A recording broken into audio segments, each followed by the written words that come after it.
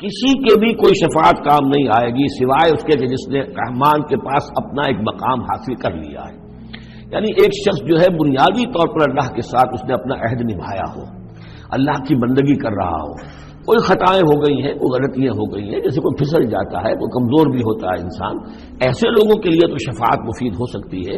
لیکن جو سرے سے اس عہد کی خلاف ورزی کر رہے ہو، جو بجائے مشرق کے ان کا رخی مغرب کی طرف ہو، بجائے کعبے کے ان کا رخی جو ہے کسی اور شے کی طرف ہو، تو ظاہر بات ہے کہ ان کے لیے شفاعت نہیں ہے. وقالوا اتخذ الرحمن ولدا، اور انہوں نے ایک اور عقیدہ گھڑ لیا ہے کہ رحمان نے اپنے لیے اولاد اختیار کی ہے. لقد جئتم شیئا ادا، دیکھو تم نے یہ بہت بڑی بھاری بات کہی ہے، یہ بہت بڑی گستاخی ہے اللہ کی جناب میں. اور کتنی بھاری گستاخی ہے ذرا نوٹ کیجئے الفاظ. تکاد السماوات یتفطرن منہ، قریب ہے کہ آسمان پھٹ پڑے تمہاری اس گستاخی پر. وتنشق الارض، اور قریب ہے کہ زمین شق